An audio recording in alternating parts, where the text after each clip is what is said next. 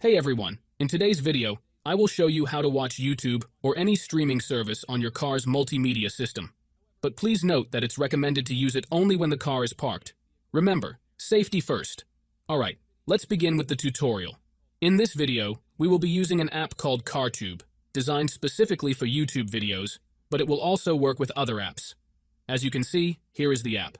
Firstly, we need to connect to our car via Bluetooth or by wire, depending on your car, of course. Once you are connected, all you need to do is log in with your YouTube account, though it is not necessary if you don't want to provide that info. As you can see, this is the beta version of the app, and there might be some glitches, but they should be fixed in the newest update.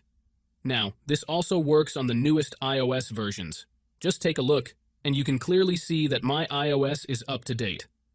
I should remind you that you don't need to do any special stuff like jailbreaking or sideloading to use this app on your device. Just follow this tutorial. It's really easy. Okay, before we can proceed, we need to change some settings on your phone. Firstly, go to Settings, then Battery, and disable Low Power Mode. This feature slows down the device, which we don't want. Next, go to General, and then Background App Refresh. Here, you need to enable it for both Wi-Fi and mobile data. This will ensure that the app continues working in the background. Now, those are all the settings we need to change. We can move on to the next step. What you need to do next is open up your internet browser, in my case it will be Safari, and go to the website called lucidapk.com. Lucidapk.com is a website where you can find many modded apps and games with amazing features.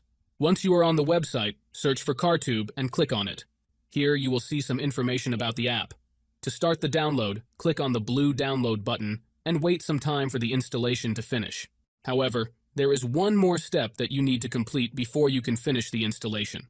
This step may vary depending on your device model and operating system, and usually involves some pretty simple steps.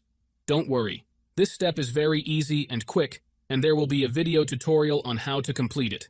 Just follow the instructions and you should be fine. Once you complete it, you will have the app on your device. So, that's it guys.